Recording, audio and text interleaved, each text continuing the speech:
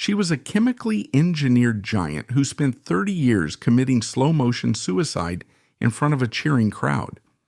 Nicole Bass was a 240-pound paradox, a woman who injected enough testosterone to kill a horse just to silence the trembling little girl living inside her shattered mind.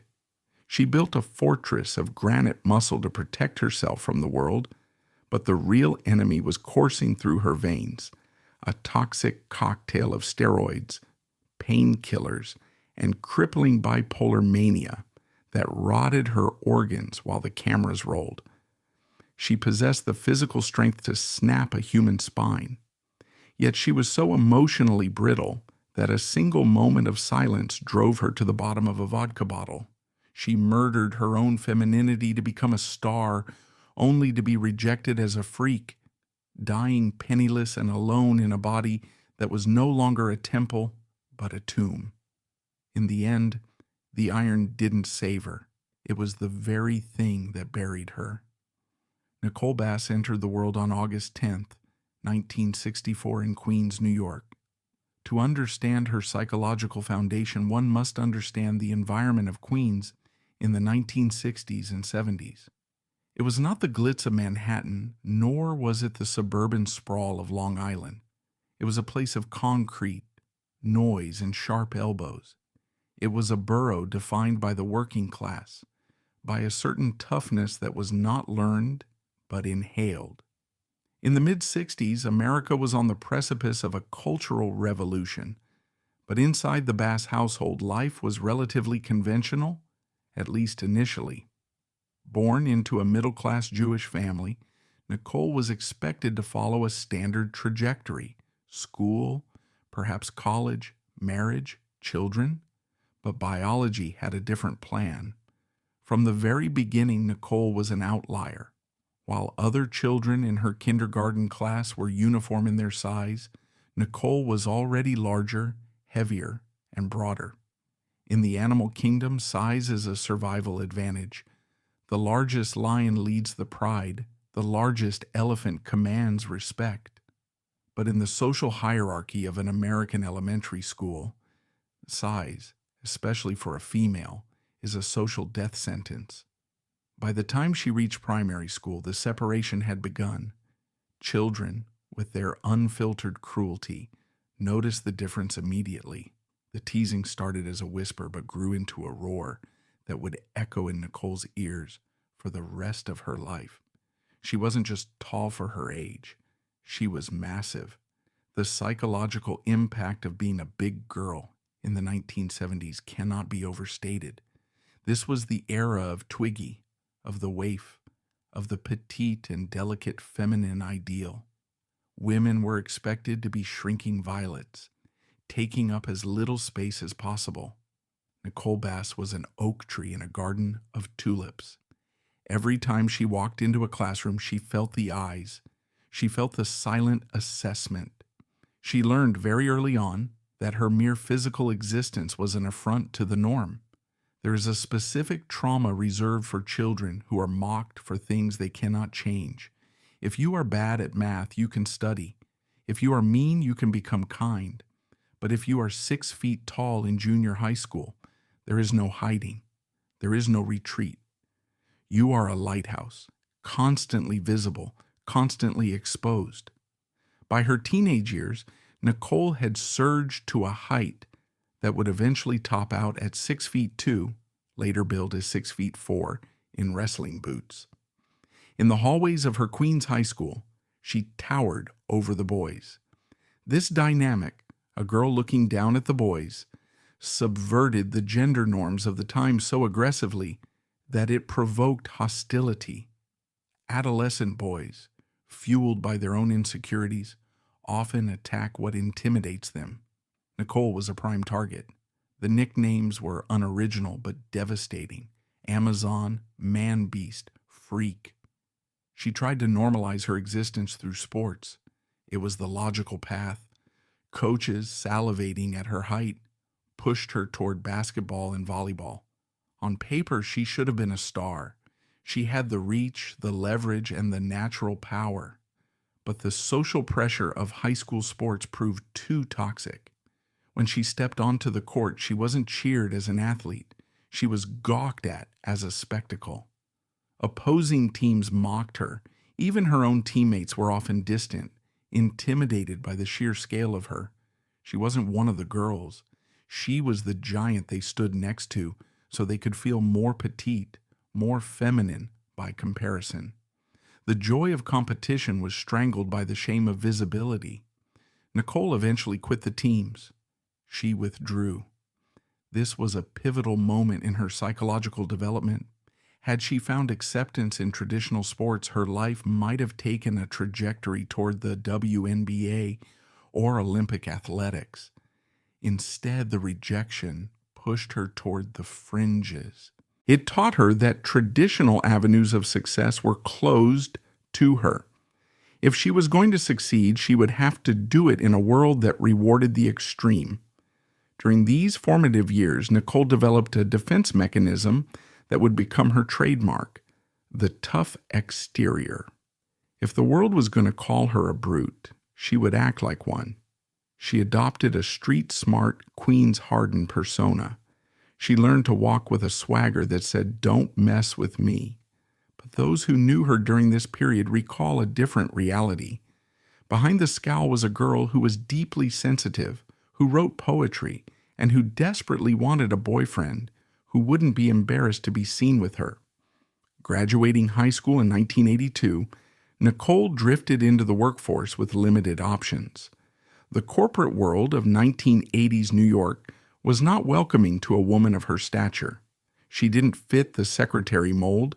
She didn't fit the receptionist mold. She found her place in the nightlife. New York City in the early 80s was a dangerous, vibrant, decaying playground. Times Square was still sleazy. The subway was graffiti-covered and the bars were rough. Nicole began working security, a bouncer. It was a job that required her to monetize her physical intimidation. For the first time, her size wasn't a liability, it was a paycheck.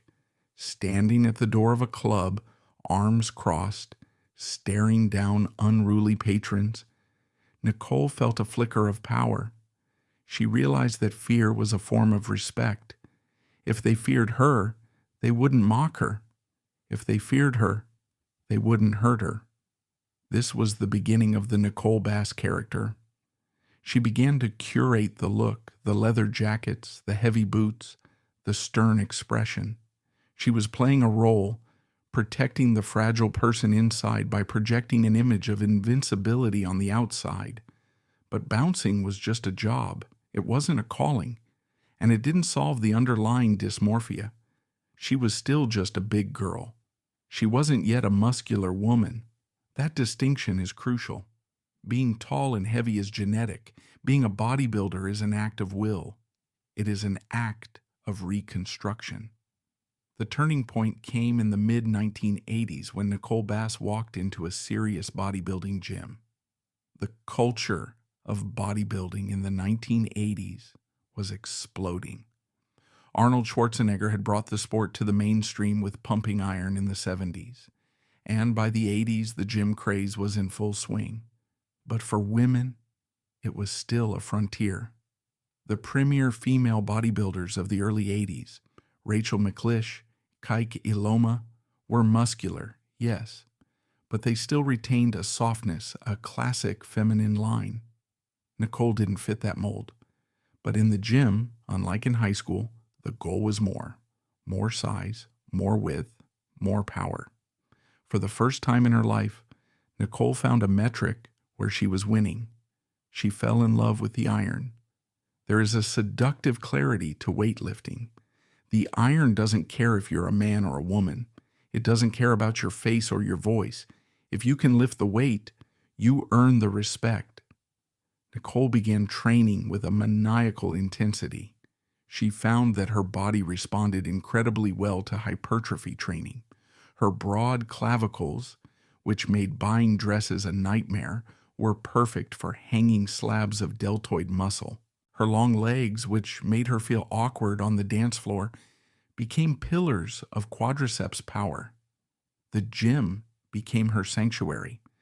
It was the one place in Queens where being 6 feet 2 inches and 200 pounds was not just acceptable, it was envied. The men in the gym, initially skeptical, began to look at her with awe.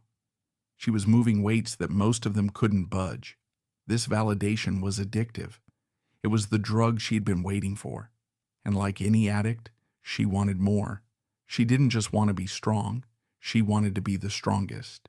She didn't just want to be big, she wanted to be undeniable. This pursuit led her down a path that would define her physique and destroy her health. To achieve the monster look that she eventually became famous for, natural training was not enough. The 1980s and 90s were the Wild West of performance-enhancing drugs. Steroids, growth hormones, and diuretics were circulated in locker rooms with the casualness of protein shakes. Nicole made a choice. It is a choice that is easy to judge from the outside but understandable from within her context. She chose to embrace the chemicals. She chose to sacrifice her long-term health and her traditional feminine features to build a body that no one could ridicule without risking a broken jaw. She was building armor, layer by layer, injection by injection. In 1985, amidst her transformation, Nicole met Richard Bob Fuchs. Their relationship was the subject of endless public fascination and ridicule later in her career, but privately, it was the bedrock of her existence. Bob was older. He was a businessman. Physically, he was average, much shorter and smaller than Nicole. The optics of the couple, the giant Amazonian woman and the smaller, older man, drew stares wherever they went. But Bob was unbothered. In fact, he was proud. He was the first man in Nicole's life who didn't try to shrink her. He didn't ask her to wear flat shoes. He didn't ask her to stop lifting. He handed her the dumbbells. Bob became her husband, her manager, and her biggest fan. He saw the potential in her uniqueness. He realized that Nicole was one of a kind, and he believed she could be a star. For Nicole, Bob represented safety. In a world that viewed her as a sideshow, Bob viewed her as a wife. He provided the emotional stability she desperately lacked. He defended her against the hecklers. When she cried about the insults, and she cried often, he was the one who dried the tears and told her to get back out there. However, there was a complex dynamic at play. As Nicole's manager, Bob also encouraged the freak aspect of her career. He pushed her toward the spotlight that burned her. It was a relationship built on love, yes, but also on the mutual ambition to turn Nicole Bass into a household name. By the late 80s, Nicole was no longer just a tall girl from Queens. She was a rising force in the National Physique Committee, NPC. She was massive, she was shredded, and she was beginning to realize that her body could be her ticket out of obscurity. But the bodybuilding world was changing, and the femme monster era was about to begin. Nicole was perfectly positioned to ride the wave, unaware that the water was full of sharks. The mirror in the gym became Nicole Bass's altar, and the reflection was a god that demanded constant sacrifice. By the late 1980s, Nicole had moved past the casual lifting that defined her early 20s. She had entered a phase of physiological reconstruction. The goal was no longer fitness, it was mutation. Nicole trained with a violence that unsettled even the most seasoned lifters in the New York gyms she frequented. She wasn't just lifting weights, she was warring against her own genetics. While she was naturally tall and broad, the density she sought, the granite-hard look of a professional bodybuilder, required a level of suffering that few could endure. Her routine was punishing. She woke before dawn, consumed a calculated slurry of proteins and amino acids, and hit the gym floor while the city was still asleep. She trained heavy. While other female bodybuilders focused on high repetitions to carve out definition, Nicole lifted like a powerlifter. She loaded plates onto the leg press until the metal bar bent under the strain. She screamed through squats that would crush an average man. She wanted size. She wanted to fill the empty space in the room with her deltoids and quadriceps. But the iron was only half the equation. The other half was chemical. In the late 1980s, the look of female bodybuilding was shifting. The soft athletic aesthetic of the early decade was being replaced by mass monsters. Nicole saw this shift not as a warning, but as an invitation. She embraced the pharmacological side of the sport. The specific cocktails of anabolic steroids, growth hormones, and diuretics she utilized began to change her fundamental biology. Her voice, once a standard register, began to drop. The vocal cords thickened, producing the deep, gravelly baritone that would later become her trademark on The Howard Stern Show. Her jawline squared. The hair on her body grew thicker, while the hair on her head required constant processing to maintain the platinum blonde femme fatale look she insisted on. These side effects, virilization, are the dark bargain of female bodybuilding. Most women stop when the voice cracks. Nicole accelerated. She looked in the mirror and didn't see the masculine features emerging. She saw armor. She saw a creature that no one would dare bully. She saw power. Bob Fuchs, ever the supportive husband, facilitated this transformation. He managed her diet, prepared her meals, and organized her supplements. He told her she was beautiful when the rest of the world started to whisper that she looked like a man in a wig. His validation was the fuel that kept the engine running, even as the engine began to redline. The hierarchy of the National Physique Committee, NPC, the amateur league that feeds into the professional IFBB, is a brutal political landscape. Judges are the gatekeepers. They decide what is feminine enough. Nicole Bass stepped onto the competitive stage in the late 80s and early 90s, and she was an immediate problem for the judges. She was undeniably the biggest woman on stage. Her height of 6 feet 2 inches meant that when she stood in the lineup for the quarter turn, she dwarfed the competitors next to her. She made highly trained, muscular women look like children. But size is not symmetry. Bodybuilding is about illusion and proportion. Nicole's height made it difficult to look full.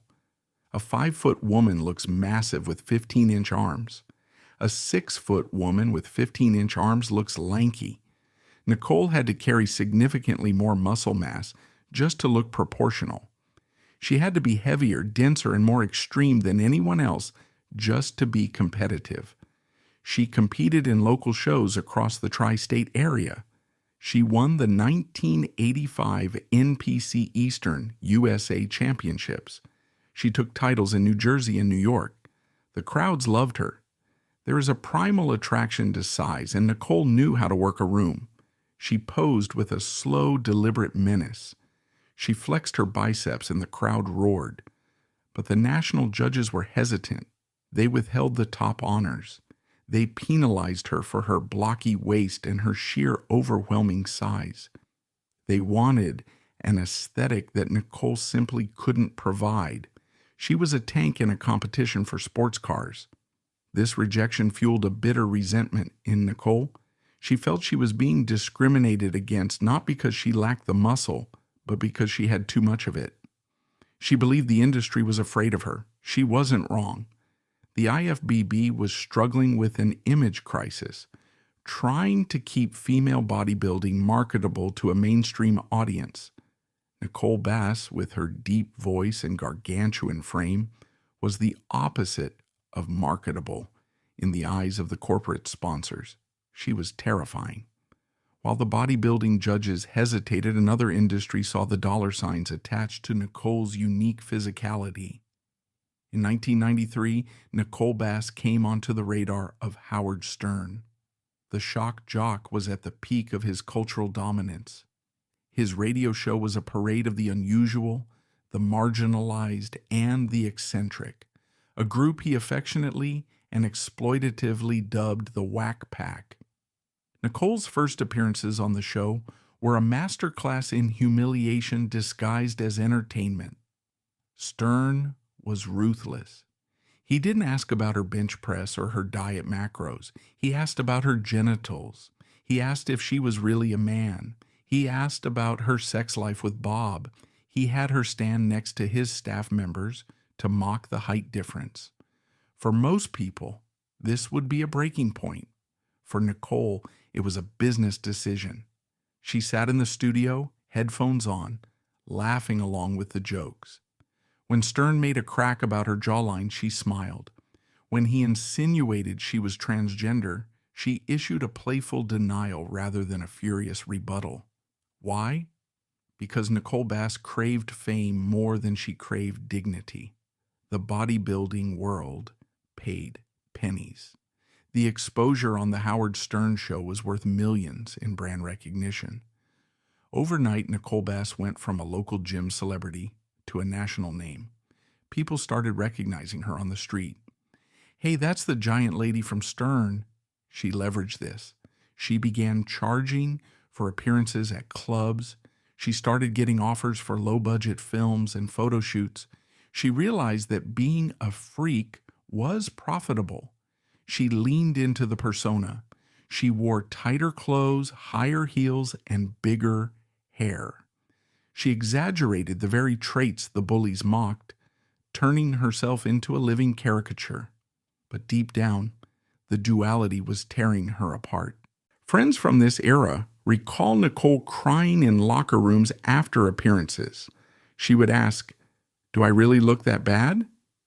She needed constant reassurance that she was still a woman, still desirable, despite monetizing the idea that she was neither. By 1997, Nicole Bass was 33 years old. In bodybuilding years, the clock was ticking. She had one goal left: to win the nationals and earn her pro card.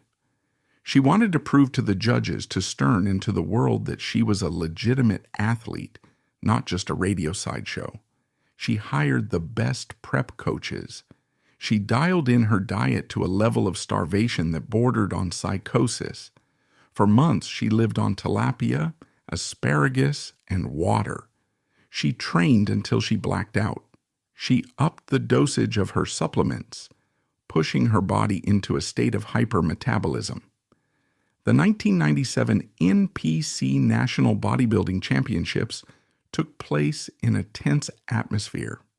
The lineup was stacked. Among the competitors was Yexeni Oriction, a Venezuelan powerhouse with perfect symmetry who would go on to become a Ms. Olympia legend. Nicole stepped onto the stage and the auditorium went silent. She was the biggest she had ever been. She weighed in at a shredded, dehydrated 200-plus pounds. Her skin was paper thin, revealing a roadmap of vascularity that looked like a medical diagram. When she hit her front double bicep pose, her lats flared out like wings, blocking out the light. She dwarfed Yaxeni. She dwarfed everyone. This time the judges couldn't look away. The sheer undeniable mass was too overwhelming. If bodybuilding was about muscle, Nicole Bass was the winner. They couldn't penalize her for being too big in a contest designed to find the biggest woman.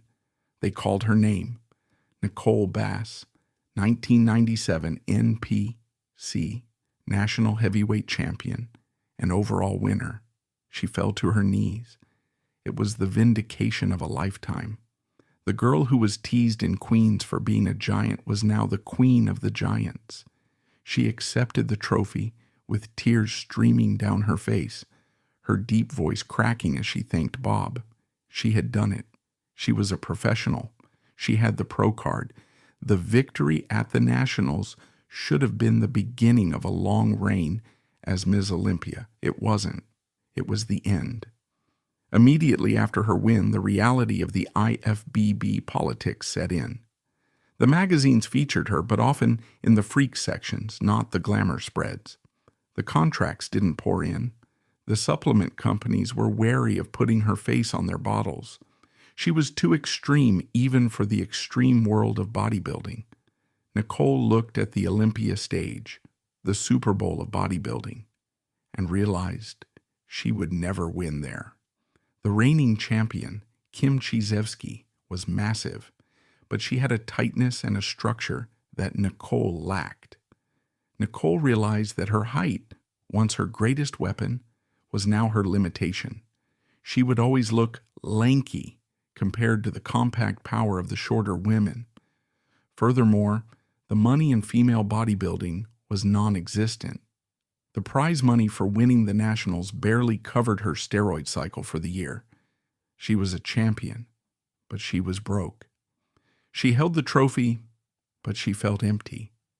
The applause had faded. She was back in the gym, back in Queens, dragging her gym bag to the locker room, still waiting for the life-changing moment that the trophy was supposed to bring. She was a pro bodybuilder now, but she realized that the title didn't come with respect. It just came with a laminated card. It was in this moment of professional limbo, holding a title that paid nothing and facing a future of diminishing returns, that the phone rang. The caller wasn't a bodybuilding judge, it wasn't a supplement sponsor, it was a wrestling promoter.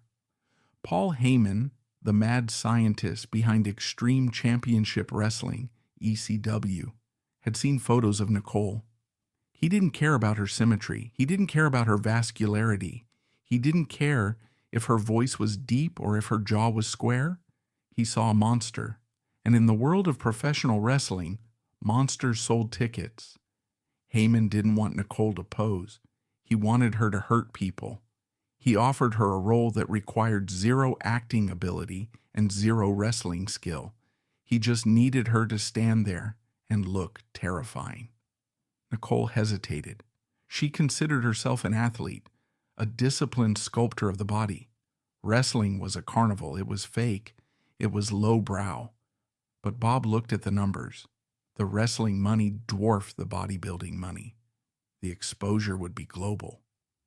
Nicole looked at her pro card, then she looked at the contract Heyman was offering. She realized that the bodybuilding stage was too small for her. She had spent her life trying to fit into a frame, first a social one, then a competitive one. Wrestling promised her a world without frames. A world where she could be as big, as loud, and as violent as she wanted, and they would cheer for it. She put down the posing oil and picked up the black leather boots. She went to the gym for one last bodybuilding workout.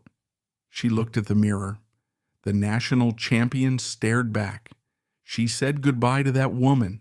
The athlete was retiring. The character was about to be born. The transition was not just professional, it was psychological. To survive in wrestling, Nicole would have to embrace the very insults that had plagued her youth. She would have to monetize the word freak. She would have to become the villain. She packed her bags for Philadelphia, the home of ECW. She didn't know how to take a bump. She didn't know how to run the ropes. She didn't know the difference between a wrist lock and a wristwatch. But she was 6'4". She was 240 pounds, and she was desperate to be a star. Philadelphia, 1998, the corner of Swanson and Rittner Streets. From the outside, it was a dilapidated warehouse that looked like it should have been condemned years ago. Inside, it was the ECW Arena, a sweatbox that smelled of stale beer, unwashed bodies, and clove cigarettes. Nicole Bass walked through the curtain and into the chaos. Leaving the disciplined, sterile world of professional bodybuilding for Extreme Championship Wrestling, ECW, was like leaving a library to join a prison riot. Bodybuilding was about silence, posing, and perfect lighting. ECW was about noise, weapons, and darkness. She didn't fit in. The locker room was a collection of misfits, high flyers, and hardcore brawlers who prided themselves on their ability to bleed for the business. Nicole didn't want to bleed. She wanted to be a star. Paul Heyman, the promoter, didn't give her a wrestling manual. He gave her a directive. Go out there and look like you can kill someone. Her debut was visceral. She wasn't introduced as a technical wrestler. She was the enforcer for Just Incredible, a cowardly heel character who needed a giant to hide behind. The visual dynamic was perfect. Justin was average-sized. Nicole was a skyscraper. When she stood behind him, crossing her massive arms, the perspective shifted. But the ECW crowd was a different animal than the bodybuilding judges. They were vicious. They were known as mutants for a reason. They didn't applaud her vascularity. They attacked her identity. The moment she stepped into the ring, the chants began. They were rhythmic, loud, and cruel. "She's a man, she's a man," echoed off the tin roof of the arena.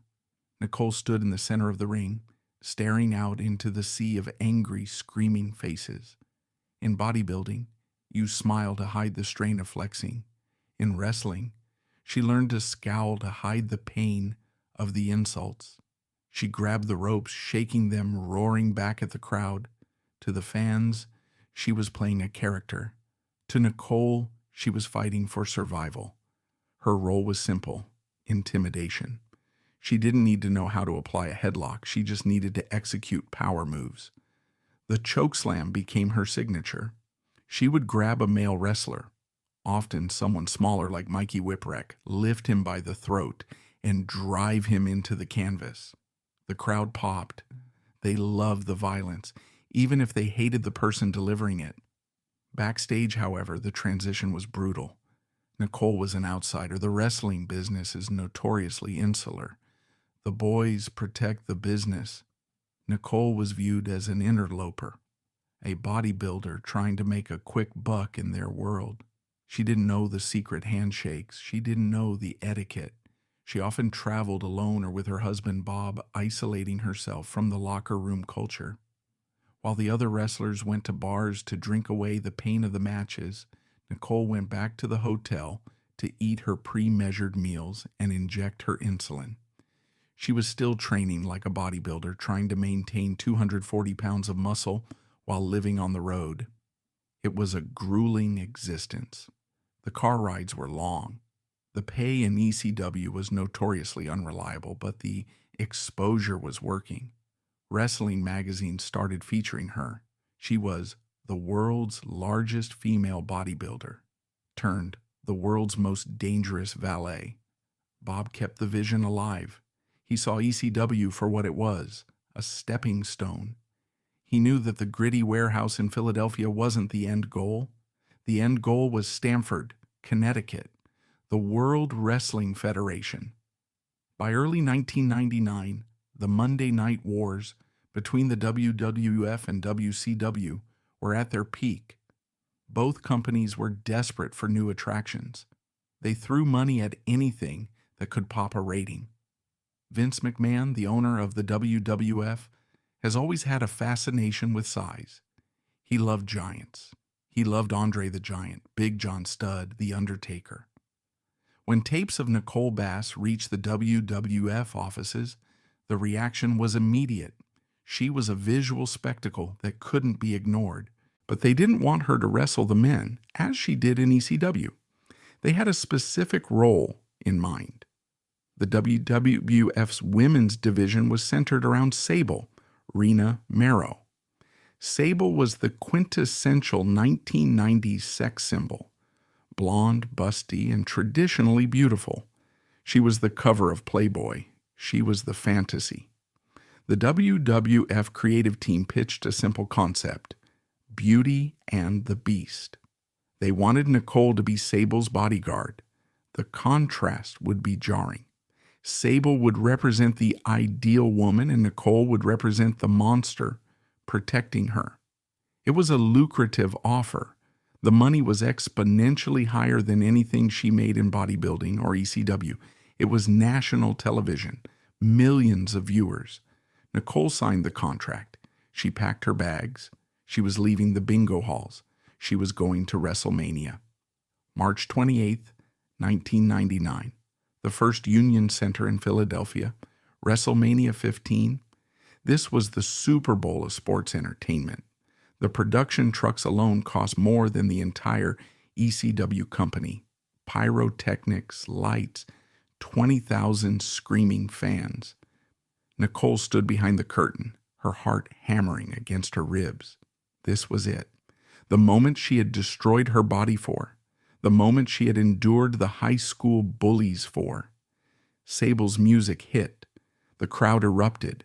Sable walked out, arrogant and beautiful, holding the women's championship. And then a few steps behind her emerged Nicole Bass. She wore a black leather vest and pants. She wore dark sunglasses inside the arena to hide the fear in her eyes.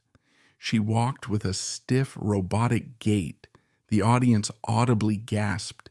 Even in the nosebleed seats, her size was readable. She looked like a comic book villain brought to life. In the match, Sable versus Tori, Nicole's job was to stand at ringside and look menacing. At the climax of the match, she interfered. She stepped into the ring. She grabbed Tori, a trained wrestler, and press slammed her. The sheer strength required to lift a 135-pound woman over her head and hold her there was real. There were no camera tricks. Nicole was arguably the strongest woman to ever step foot in a WWF ring. Sable pinned Tori. The bell rang. Nicole raised Sable's hand. That night, Nicole Bass went back to her hotel room as a WWF superstar. She had made it. She was at the pinnacle of the industry. But the silence in the hotel room was deafening. The adrenaline crash was severe. The weeks following Wrestlemania were a blur of travel and television tapings. Monday Night Raw was the highest-rated show on cable.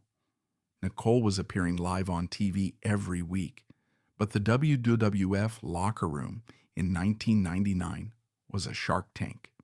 It was a male-dominated, testosterone-heavy environment where ribbing, pranking, and bullying were considered rites of passage. Nicole was an easy target. The male wrestlers were often threatened by her size. Some of them were smaller than her. To compensate for their insecurity, the locker room talk was vicious. They speculated about her gender constantly. They made bets on her anatomy. The female locker room was no better. The divas of the era were mostly models turned wrestlers. They viewed Nicole with suspicion and disgust. She didn't change in the women's locker room. She often found a janitor's closet or a private bathroom to change, ashamed of her body, ashamed to let them see the acne on her back from the steroids or the scars from her surgeries. Her on-screen character, Nicole Bass, was mute. She wasn't allowed to speak. The WWF didn't want the audience to hear her voice. They wanted her to be a silent monster. This robbed her of her personality. In real life, Nicole was chatty, funny, and surprisingly gentle. On TV, she was a golem. This silence on screen bled into her real life. She stopped talking to people backstage because she felt the judgment. She put her headphones on and stared at the floor. The WWF quickly pivoted her into a feud with Deborah McMichael. Deborah was another Southern Belle, a beauty queen character. The storyline was simple. Nicole would tear through the pretty girls. At the Over the Edge pay-per-view in May 1999, Nicole was booked in a mixed tag team match. It was Nicole and Val Venis versus Jeff Jarrett and Deborah. This was her first real match in the WWF. She had to work a match, not just interfere. The match exposed her limitations. Nicole was not a wrestler. She was stiff. Her movements were clunky. She had power, but she had no timing. She hit a power bomb on Deborah that looked devastating, largely because it was reckless. The agents backstage were concerned. They saw a liability. A giant who couldn't work was dangerous. But the fans were reacting. They hated her. And in wrestling, hate is money. However, a new storyline was being pitched, a storyline involving a romance with Val Venis. The joke, of course, was the visual of the porn star character, Venis, being pursued by the man-beast. The WWF writers thought it was hilarious comedy. Nicole read the scripts. She saw that she was the butt of the joke. She wasn't being booked as a dominant champion like China. She was being booked as a sight gag. She swallowed her pride. She cashed the checks. She told Bob, "It's just a character." But the line between the character and the person was dissolving. When 20,000 people scream that you are ugly, it is impossible not to believe them. In the spring of 1999, the WWF roster boarded a plane for a tour of the United Kingdom. This transatlantic flight should have been a victory lap for Nicole Bass. She was traveling with the premier entertainment company on the planet, sitting in a cabin surrounded by the most famous athletes of the era. But the air at 30,000 feet was thick with a tension that had nothing to do with turbulence. On that tour, the atmosphere shifted from professional to predatory. The isolation Nicole felt in the crowded locker rooms of America was magnified in the confined space of the aircraft and the claustrophobic hotels of England. According to Nicole, the harassment wasn't just whispers anymore. It became physical and direct. She would later allege in court documents that she was subjected to unwanted physical contact and intimidation, specifically pointing the finger at Steve Lombardi, known to fans as the Brooklyn Brawler, a longtime company loyalist. For a woman who had spent her entire life building a physical fortress to keep people from hurting her, the violation was psychologically shattering. When Nicole attempted to voice her discomfort, she was met not with support, but with the chilling indifference of the boys' club. She realized she was expendable. The WWF had hundreds of wrestlers, but they had only one Steve Lombardi who knew where the bodies were buried. In the calculus of corporate loyalty, Nicole Bass was a liability. Her departure from the WWF was abrupt. One week she was on television, involved in major storylines. The next week, she was gone. There was no farewell match. She was simply erased. But for Nicole, the silence was not an end. It was the beginning of a war. She returned to New York, bruised and angry, carrying the weight of a trauma that she refused to bury. She decided to do the one thing that was strictly forbidden in the wrestling code of honor.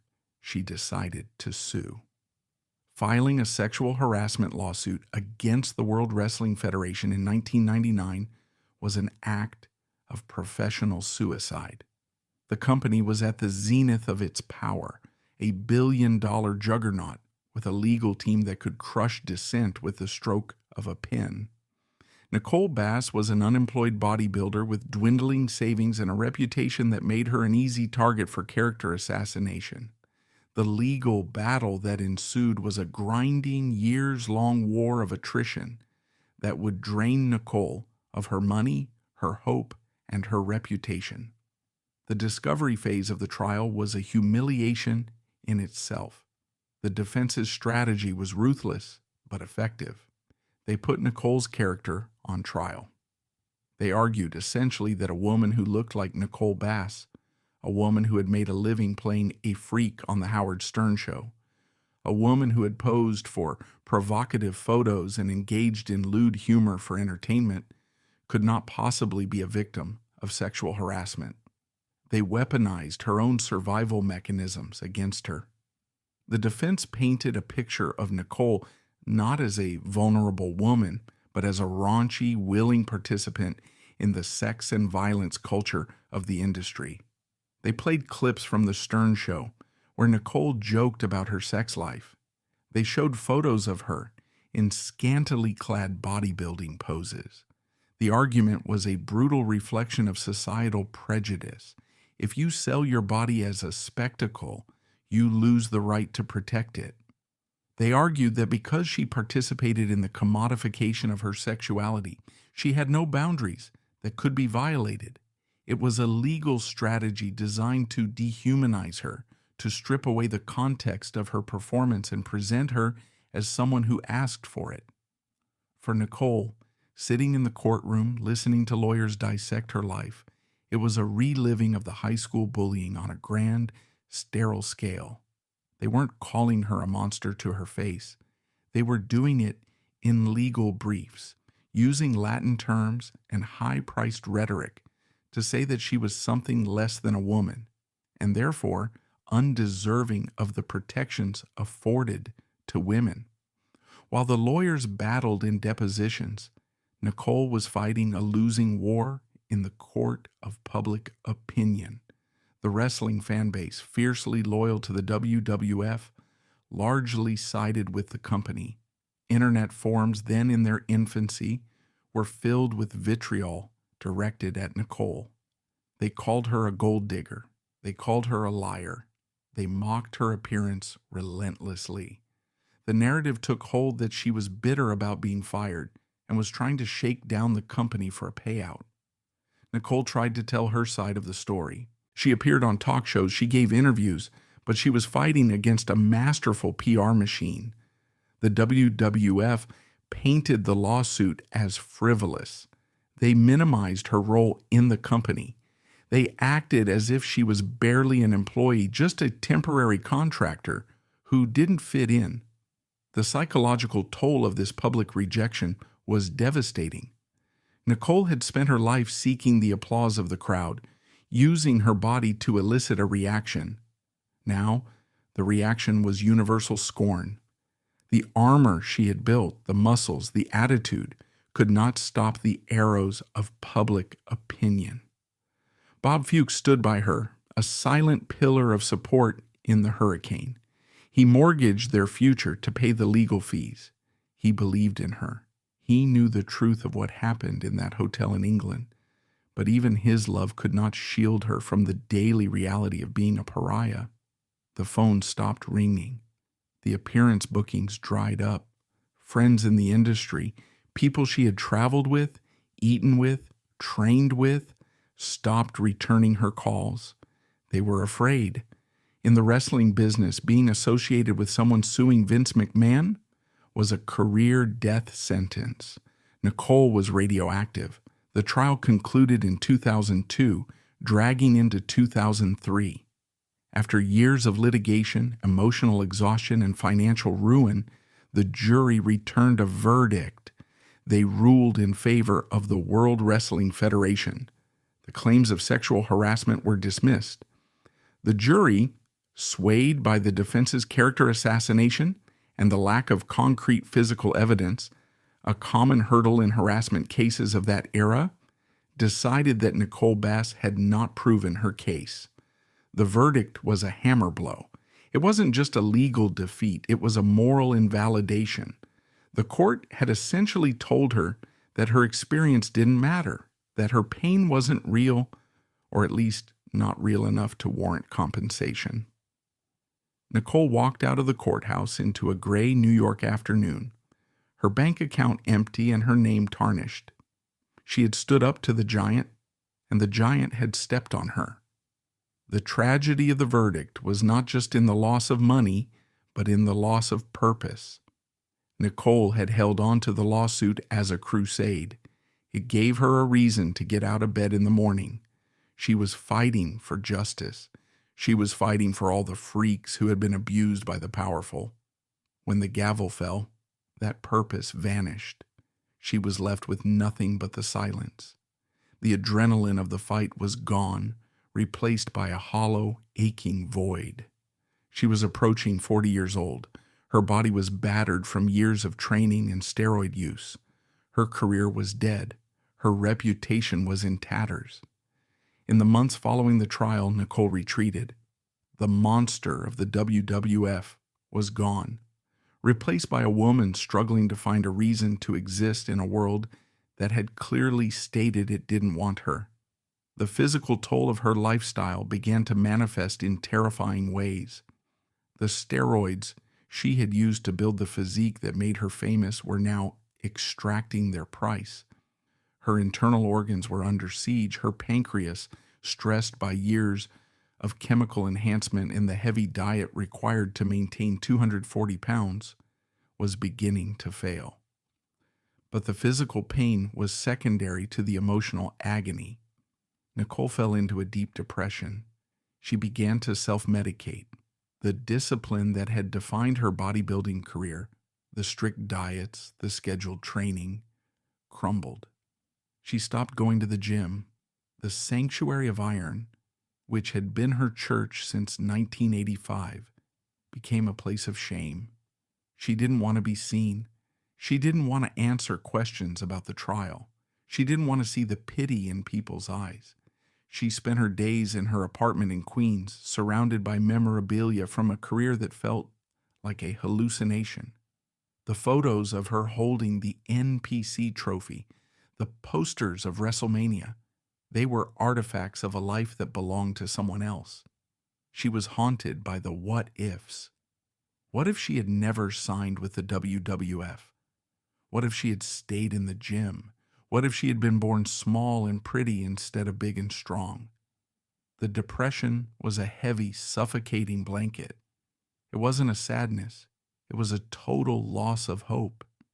She had played the game by the rules she was given. Get big, get famous, get tough. And she had lost everything. The industry had used her size to sell tickets, and when she broke, they threw her away like a used prop. The realization was bitter. To the world, she was never a person. She was just a special effect. And when the special effect stopped working, the show went on without her. By 2006, the silence of Nicole Bass's career was broken by the screaming of her own internal organs. For 2 decades, she had engaged in a chemical war against her own biology. She had forced her body to carry muscle mass that defied nature, fueled by a cocktail of anabolic steroids, growth hormones, diuretics, and painkillers. She treated her body not as a temple, but as a construction site, something to be hammered, drilled, and built upon, regardless of the structural integrity of the foundation. In early 2006, the foundation cracked. It started as a dull ache in her abdomen, a sensation she initially dismissed as training soreness or indigestion. Pain was a constant companion in her life. She had learned to ignore it. But the ache sharpened into a stabbing, blinding agony that radiated through her back. This was not a pulled muscle. This was organ failure. She was rushed to the hospital in New York. The diagnosis was severe steroid-induced pancreatitis. The pancreas, the organ responsible for digestion and blood sugar regulation, was digesting itself. It is a condition known for producing pain so intense that even morphine struggles to mask it. For the first time, the armor she had built was the very thing killing her. Doctors were blunt: stop the cycle or die. The chemicals that gave her the 18-inch biceps and the terrifying aura had poisoned her system. She lay in the hospital bed hooked up to IVS, watching the machines beep, a stark contrast to the invincibility she projected in the ring. The hospitalization was a reckoning. It forced her to do the one thing she feared most: shrink. To save her life, she had to stop the enhancements. She had to stop the heavy lifting. The body she had spent 20 years sculpting began to deflate. For a bodybuilder, atrophy is a psychological horror. As the swelling went down and the muscle bellies flattened, Nicole felt her identity evaporating. She looked in the mirror and didn't see a healthier woman. She saw a disappearing one. She was losing her leverage.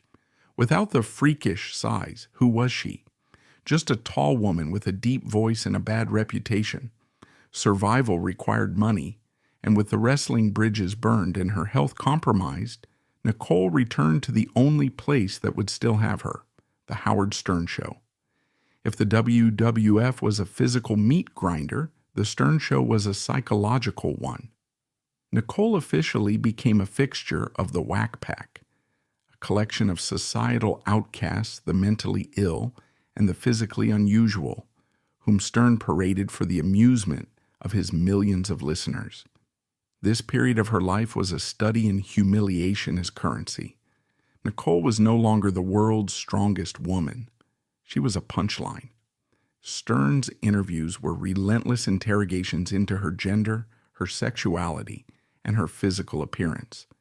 He would play audio clips of deep-voiced movie monsters when she walked into the studio. He would ask her to prove she wasn't a man. Nicole played the game. She laughed, she bantered, she fired back with self-deprecating humor. On the surface, it looked like she was in on the joke. She framed it as entertainment. She told friends, "It's just a gig. I'm playing a character." But the character was just Nicole. There was no costume.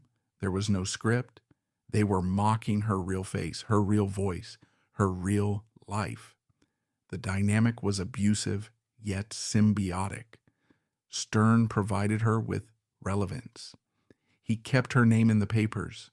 He paid her appearance fees. In a world that wanted to forget her, he kept the spotlight on, but the light was harsh. It illuminated her flaws and hid her humanity.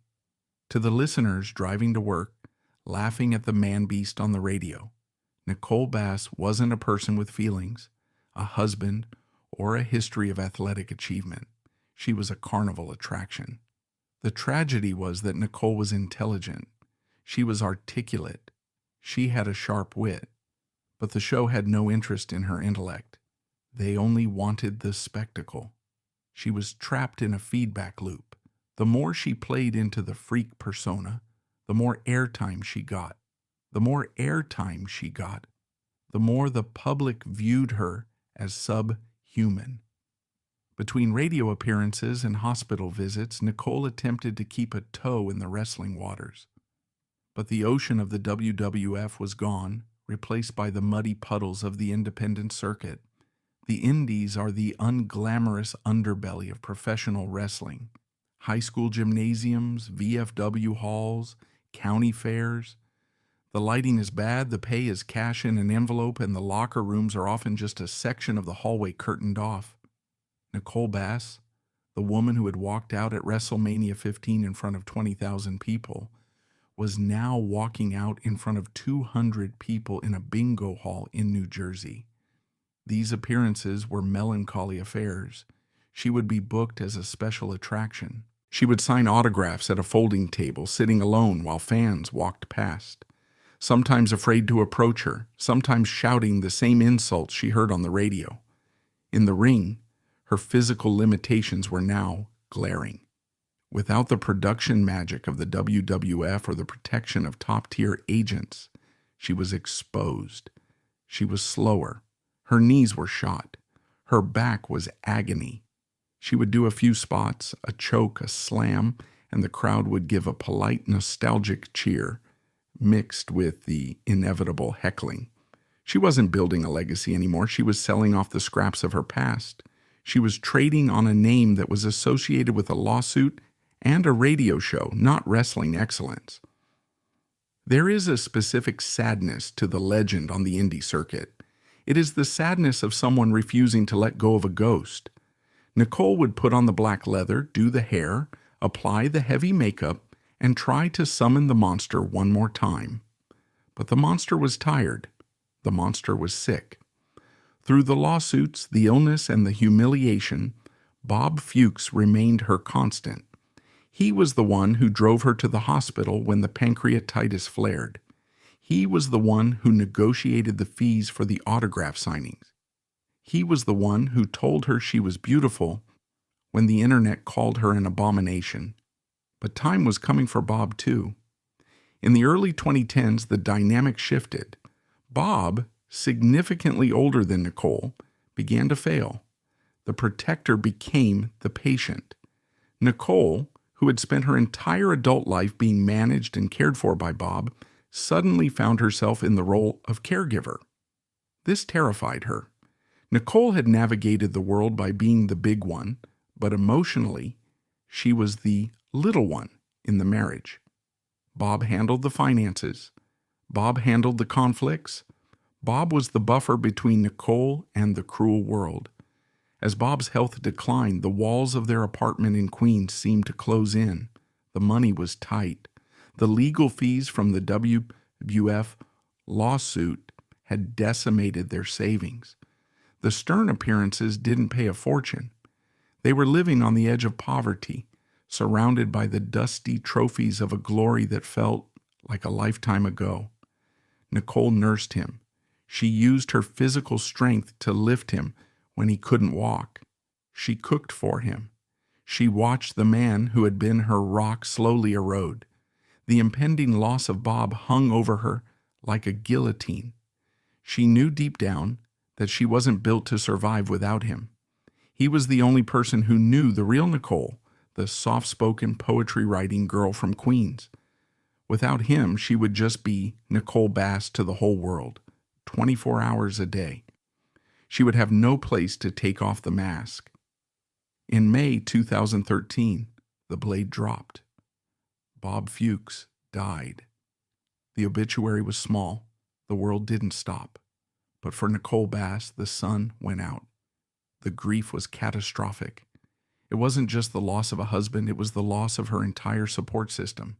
She was a widow at 48, broke, blacklisted from her industry, and health compromised. She fell into a darkness that was deeper than the depression of 2003. She stopped leaving the apartment. The clutter in her home began to grow, a physical manifestation of her chaotic internal state. She surrounded herself with memories of Bob. She talked to him in the empty rooms. Friends who tried to reach out found her inconsolable. She would oscillate between manic energy, talking about a comeback, a new business idea, a gym she wanted to open, and absolute despair. The alcohol use increased. It was a dangerous game for someone with a history of pancreatitis. But she needed to numb the silence. She needed to sleep. And sleep was impossible in a bed that was now half empty. The strongest woman in the world was now entirely alone. She had no children. Her relationship with her biological family was strained and distant. She was an island. In the depths of this void, a lifeline appeared. Kristen Maroney.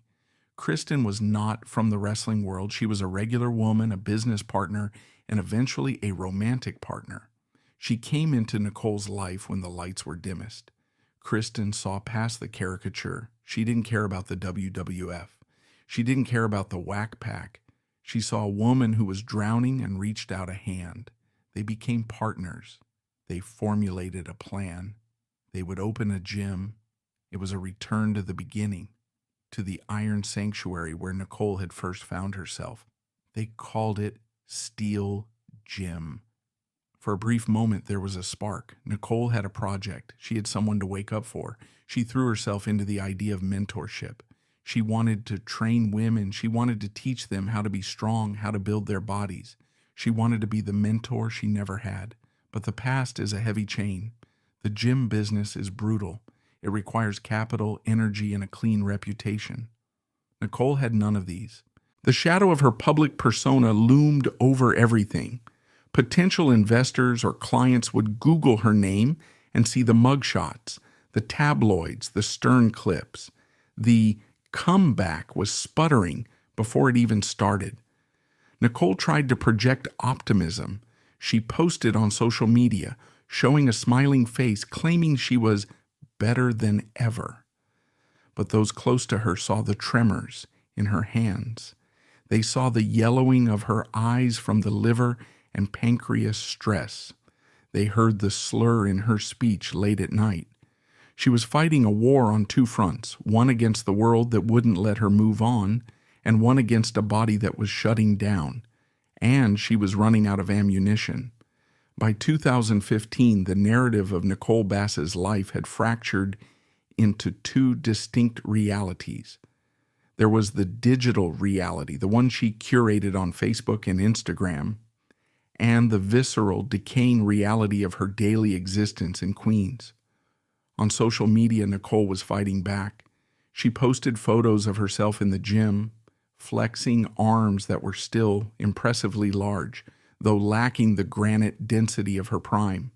She posted motivational quotes about resilience, about rising from the ashes, about the steel gym project she was building with her partner, Kristen Maroney. To the casual observer scrolling through their feed, it looked like the giant was waking up. It looked like a comeback, but the reality was a house of cards built on a trembling table. The steel gym was a dream that required capital she didn't have and energy she couldn't summon. The business plan was more of a prayer than a strategy. Nicole was trying to monetize a name that the industry had blacklisted a decade prior. She was pitching fitness to a world that saw her as a cautionary tale, not a role model. Behind the closed door of her apartment, the air was thick with stagnation. The death of her husband, Bob, had severed her tether to the functional world. Bob had been the administrator of her life. Without him, the logistics of survival, bills, taxes, maintenance, piled up like snowdrifts. Nicole was drowning in the mundane. Her health was a ticking time bomb that she refused to acknowledge. The pancreatitis that had nearly killed her in 2006 had left her internal system fragile. Her heart, forced to pump blood through a body that had been chemically manipulated for 30 years, was tired. She suffered from sleep apnea, waking up gasping for air, her chest heavy, her room dark. Yet she refused to show weakness. The armor she had built as a teenager, the tough, street-smart New York attitude, was now a prison. She couldn't tell her fans she was broke. She couldn't tell them she was lonely. She couldn't tell them she was scared. So she posted another selfie, smiled another painted smile, and waited for the likes to validate her existence. The fragile veneer of her life shattered publicly in June 2015. It happened in a stop-and-shop supermarket in Queens. It was a mundane setting for a tragedy. Nicole Bass, the woman who had once stood in the ring at Wrestlemania, was arrested for shoplifting. The police report stated that she had attempted to leave the store with over $1,000 worth of groceries and health products without paying. When confronted by security, the situation escalated. For the tabloid press, it was a feast. The headlines were cruel and immediate. Former WWE diva arrested for stealing food. Nicole Bass busted. They ran her mugshot, a stark, unflattering image of a woman without her makeup, looking tired, confused, and older than her 50 years. The incident was not a master criminal heist. It was a desperate, chaotic cry for help. Friends later speculated on the absurdity of the theft. Who tries to sneak $1,000 of goods out of a store when they are a 6'4" giant who attracts attention simply by standing still? It spoke to a mental state that was fraying. It was an act of dissociation. The humiliation was absolute. The internet, which had mocked her for years, found a new reason to laugh. Look at the giant. She's a thief now.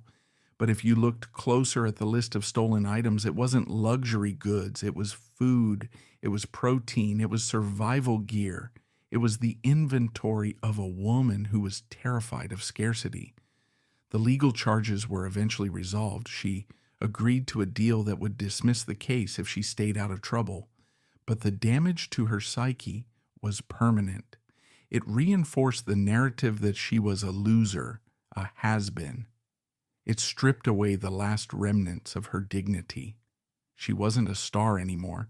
She was a petty criminal in the eyes of her neighbors. After the arrest, Nicole retreated further. She became paranoid about being seen in public. She felt the eyes of the supermarket clerks, the pedestrians, the drivers at red lights. She felt judged. The world, which had once been a stage, was now a courtroom, and she was always the defendant. Throughout 2016, Nicole's physical condition began to deteriorate rapidly, but in ways that were invisible to the camera. We often think of the health consequences of steroid abuse as purely cosmetic, the acne, the hair loss, the bloating, but the real damage happens in the silence of the organs. Nicole's heart was enlarged. Cardiomegaly is a common side effect of long-term anabolic steroid use and growth hormone abuse. The heart muscle grows thick and stiff, struggling to pump efficiently. It is a silent killer. There are no warning lights until the engine fails. She began to experience profound fatigue. Walking up a flight of stairs, which she could once do with a grown man on her shoulders, now left her breathless. Her feet swelled. Her skin took on a pallid grayish tone. But Nicole Bass was a bodybuilder. Her entire life philosophy was based on the concept of pushing through the pain. In the gym, pain is weakness leaving the body. In medicine, pain is a signal to stop. Nicole misread the signals. She treated her heart failure like a heavy set of squats. She just needed to grit her teeth and get through it. She avoided doctors. She feared what they would tell her. She feared they would tell her the damage was irreversible. She feared they would look at her body with the same mixture of awe and disgust that the public did. So she self-medicated. She relied on a cocktail of painkillers to manage the chronic joint pain from her wrestling days and the abdominal pain from her damaged pancreas. She used sedatives to sleep.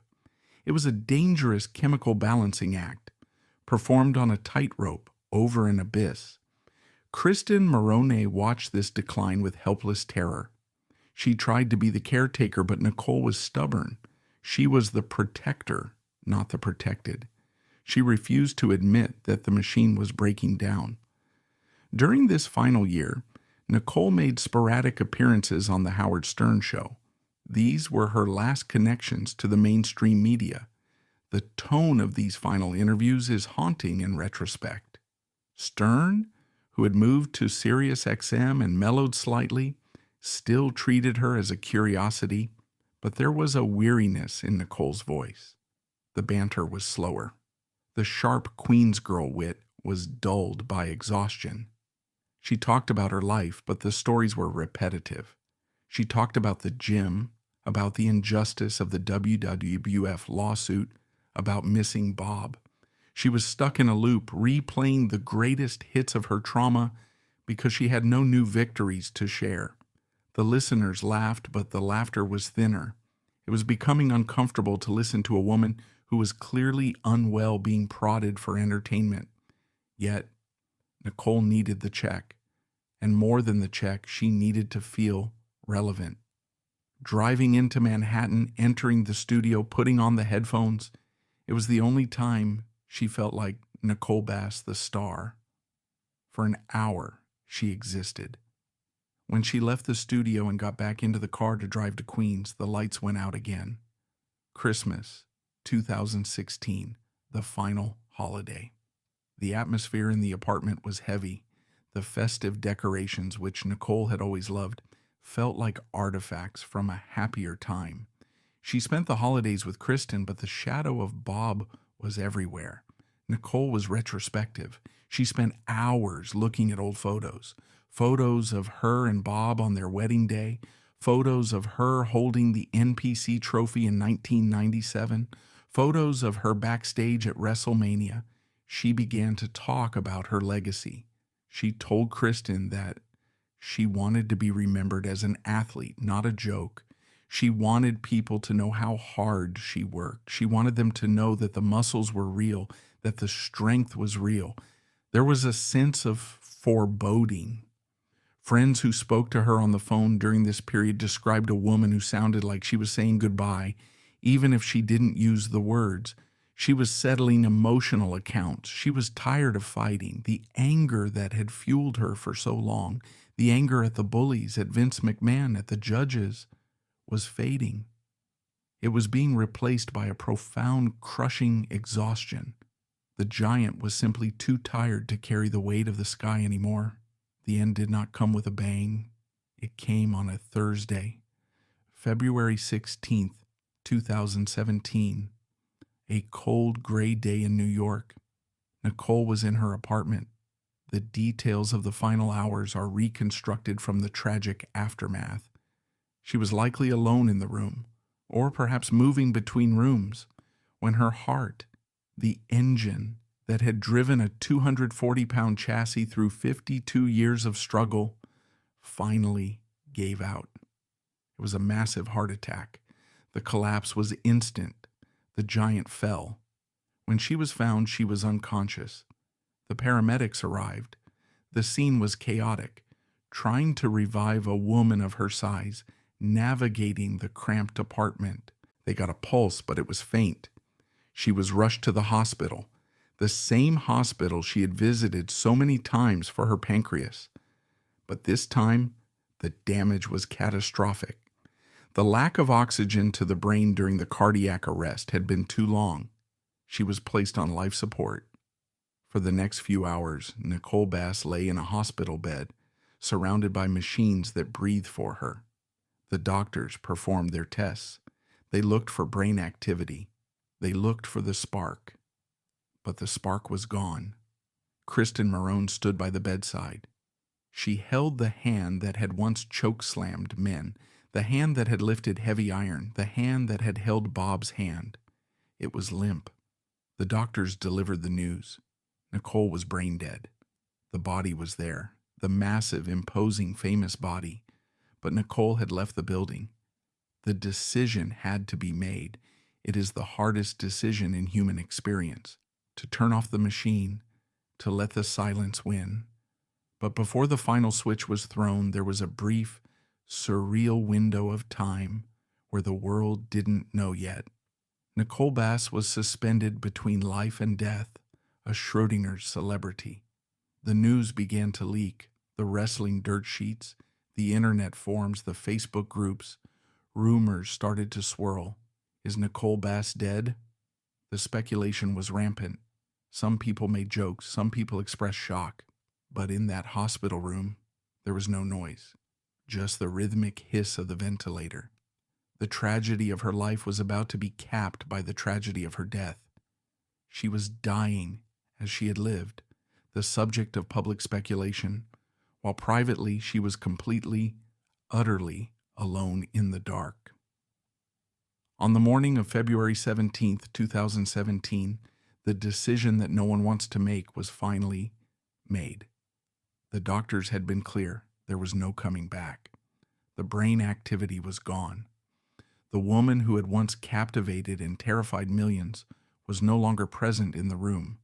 What remained was a shell, a vessel that had been pushed beyond the boundaries of human endurance for 52 years.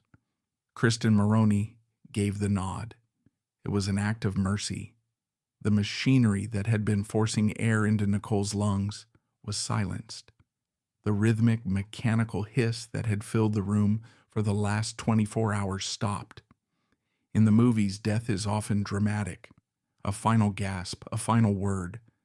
But for Nicole Bass, the end was profound in its quietness. Her chest rose and fell a few more times, shallow and weak, and then it simply stopped. At shortly before 6 a.m., Nicole Bass was pronounced dead. There was no referee to ring the bell. There was no crowd to count along. There was just the clinical reality of a heart that had finally earned its rest. The monster was gone. The freak was gone. All that was left was Nicole. In the hours immediately following her death, the contrast between the person and the persona was heartbreakingly stark. When the medical staff came to prepare the body, they didn't see a Whack Pack member or a WWF superstar. They saw a middle-aged woman with the scars of a lifetime of battles, surgical scars, injection sites, the physical toll of carrying 240 pounds. They saw the humanity that the cameras had spent decades trying to hide. The news broke officially later that day. The internet did what the internet does. It exploded with headlines, photos, and commentary. But inside that room in New York, none of that mattered anymore. The noise couldn't reach her. The insults couldn't hurt her. The pressure to be big, to be strong, to be on was finally lifted. She had spent her entire life building a fortress of muscle to keep the world at bay, fueled by the terrifying belief that if she was small, she would be crushed. In death, she was small again. She was just a girl from Queens who had gotten lost in the bright lights. There is a singular comfort in the tragedy of Nicole Bass's end. For the last 4 years of her life, she had been a ghost, haunting her own existence, searching for the part of herself that died with her husband, Bob. Bob Fuchs had been the only mirror that reflected Nicole back as beautiful, worthy, and normal. When he died, he took that reflection with him. Nicole had spent every day since 2013 trying to survive in a world that only offered her distorted, cruel reflections. On that cold February morning, the struggle ended. She didn't have to fight for a paycheck. She didn't have to fight for respect. She didn't have to fight gravity or biology anymore. The story of Nicole Bass is not a wrestling story. It is a story about the cost of being different in a world that demands conformity. She paid that cost with her body, her mind, and eventually her life. As they wheeled her out of the hospital, the city of New York continued to roar outside, the traffic, the construction, the millions of people rushing to get somewhere. But Nicole's race was run. She had entered the world as a giant who didn't fit in. She left it as a quiet memory, finally at peace, finally safe from the gaze of the crowd. The show was over,